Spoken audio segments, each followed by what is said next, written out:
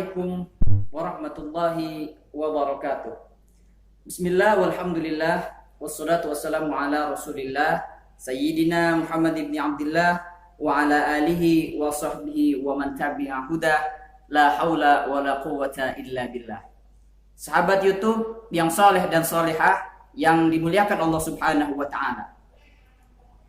Menutup aib sesama muslim ya, itu merupakan suatu kewajiban. Sebagaimana sabda baginda Rasulullah sallallahu alaihi wasallam, "Man satara musliman satarahullahu yaumal qiyamah." Barang siapa yang menutupi aib ya saudaranya sesama muslim, maka kelak Allah akan menutupi aibnya pada yaumul qiyamah. Dan di dalam hadis lain, la yasturu abdan fid dunya illa satarahullahu yaumal qiyamah. Yang artinya ya, tidaklah seorang hamba menutupi aib hamba yang lainnya di dunia, melainkan nanti kelak Allah Subhanahu wa taala akan menutupi aibnya di yaumil qiyamah. Tetapi pertanyaannya kemudian, apakah semua aib itu harus ditutupi? Ya. Nah, ini ada penjelasannya lebih lanjut ya. Ternyata tidak semua aib itu harus ditutupi. Ada justru aib-aib yang harus kita speak up, harus kita beberkan. Ya, ini sesuai dengan firman Allah Subhanahu wa taala di dalam Al-Qur'an surah An-Nisa, A'udzubillahi minasyaitonir rajim. Bismillahirrahmanirrahim. La yuhibbullahu al-jahra bis-su'i minal qawli illa man zulim. Wa kana Allahu sami'an alima. Yang artinya Allah Subhanahu wa taala tidak menyukai al-jahra bisu'i minal qaul, yaitu ucapan perkataan yang buruk yang diucapkan secara terang-terangan, illa kecuali, nah ini ada kecualinya, siapa? Manzulim, kecuali orang yang dizolimi. Wa kana Allahu sami'an alima, dan Allah Subhanahu wa taala Maha mendengar lagi Maha mengetahui. Berdasarkan ayat ini ya, ada pengecualian.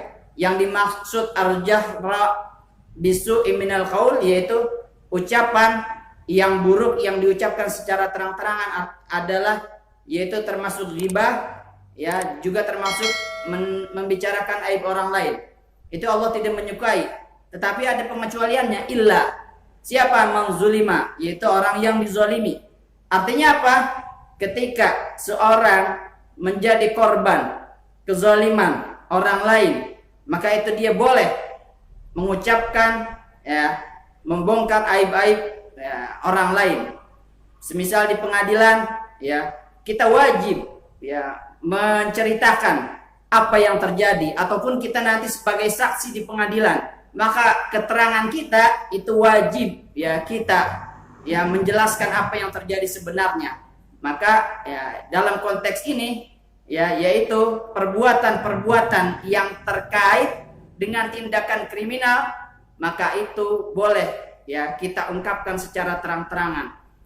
Lebih jelas lagi, Al-Imam An-Nawawi menjelaskan di dalam kitab Syarah Sahih Muslim jilid ke-16 ya, pada halaman 129 sampai 130 dijelaskan ada kondisi-kondisi tertentu yang ya mengharuskan seseorang membuka aib saudaranya. Ini tidak termasuk ghibah, tidak termasuk dosa membuka aib. Yang pertama kata Imam An-Nawawi, yaitu ketika apa? At-tazallum, yaitu melaporkan, ia mengadukan tentang kezaliman.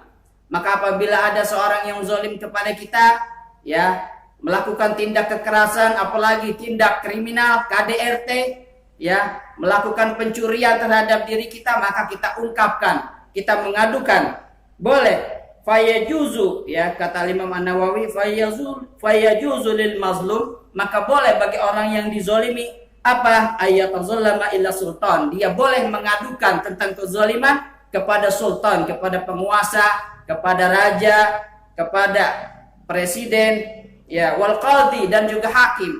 Boleh kita beberkan aib ya, menceritakan aib saudara kita wa ghairihima mimman lahu wilayah au qudrah ala insafihi min zalimihi, ya. Artinya apa? Kita boleh termasuk kepada orang yang apa istilahnya berwenang, pihak berwenang seperti kepolisian dan lain sebagainya, itu boleh. Ya, dalam rangka apa? Dalam rangka yang menceritakan, mengadukan ya tindak kejahatan. Ya, maka boleh kita mengatakan ya si fulan fayaqulu, ya, maka boleh dia mengatakan, kata Al-Imam An-Nawawi, zolamani fulan, si fulan telah berbuat zolim kepadaku. Boleh kita melaporkan. Ya, suami misalnya sudah KDRT, boleh kita laporkan. Ya, sebab apa? Itu bukan termasuk aib yang harus ditutupi. Justru kita harus ya speak up, harus kita laporkan. Ya, itu yang pertama, atau zulum. Yang kedua, ya apa? Kata Imam An-Nawawi, al-istighasa ala taghyiril munkar, yaitu meminta pertolongan guna mencegah terjadinya kemungkaran. Apabila kita melihat seseorang melakukan tindakan dosa, tindakan kriminal, misalnya kita tahu ada bandar narkoba, maka kita ya wajib melaporkan. Kita tahu ada seseorang yang berbuat zalim di daerah kita, ya maka kita boleh, ya gunanya apa? Meminta pertolongan agar ya kemungkaran tidak terjadi. Kita boleh melaporkan pihak RT, kita boleh melaporkan pihak RW, pihak keamanan. Kalau di situ komplek, kita laporkan kepada satpam, boleh. Ini gunanya apa? Ya, al-istighosah, meminta pertolongan. Kalau kita tahu di daerah kita ya ada misalnya transaksi jual beli narkoba, misalnya apa namanya minuman keras dan lain sebagainya yang kemaksiatan, maka kita boleh menceritakan hal itu. Yang ketiga, kata Imam An-Nawawi, adalah al-istifta. Ya, al-istifta ini maksudnya apa? Kita bercerita kepada para ustadz, para kiai, ada masalah ya. Ada masalah ya, misalnya di rumah tangga ada KDRT, boleh kita cerita kepada ustadz, pada kiai, ini ada masalah seperti ini. Ada masalah kekerasan, ada masalah ya apapun yang terkait dengan kriminal, boleh kita tanyakan kepada kiai, cerita. Gunanya apa? Meminta fatwa, bagaimana hukumnya kiai, bagaimana baiknya ustadz.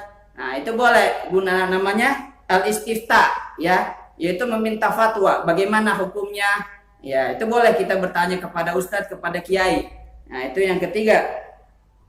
Atau yang keempat, nah ini kata Imam An-Nawawi apa? At-tahdzir al-muslimina minasyarr. Ya, yaitu apa? Menghindari orang muslim ya yang lainnya agar tidak terjadi keburukan. Ya, misalnya kita tahu ya seorang itu suka berbuat ya tidak baik, maka untuk menghindari orang tersebut kita boleh menceritakan, si fulan tidak baik, ya si fulan begini-begini, ya supaya apa? Supaya orang tidak terjerumus ke dalam ya, tidak ikut-ikutan ke dalam ya sesuatu yang negatif juga kepada orang tersebut. Yaitu guna menghindari yang menyelamatkan orang lain agar tidak ya terjerumus ke dalam perbuatan-perbuatan yang dosa dan maksiat. Intinya apa? Ya, di dalam kesemuanya ini adalah apabila kita ya tahu ada aib sesama muslim, tahu aib saudara kita, ya tetapi itu berkaitan dengan hal-hal yang kriminal, ya misalnya kita tahu saudara kita telah menganiaya orang, telah membunuh orang, telah mencuri, telah korupsi, maka itu jangan disembunyikan. Kita wajib melaporkan kepada yang berwajib. Ya, itu bukanlah aib yang harus ditutupi. Ya, tidak termasuk aib yang harus ditutupi. Maka kita wajib. Sebab apa? Kalau kita ya menutupi, itu sama saja kita membantu kejahatan. Wa ta'awanu 'alal birri wat taqwa. Tolong menolonglah kalian di dalam ketaatan dan ketakwaan, wala ta'awanu 'alal ismi wal 'udwan, dan janganlah kalian tolong menolong di dalam kejahatan dan dosa. Itulah kesimpulan yang bisa saya sampaikan. Mudah-mudahan ada manfaatnya. Wallahul muwaffiq ila aqwamit thariq. Wassalamu alaikum warahmatullahi wabarakatuh. Terima kasih sudah menonton. Mohon ikhlas dan ridhonya untuk klik like dan subscribe.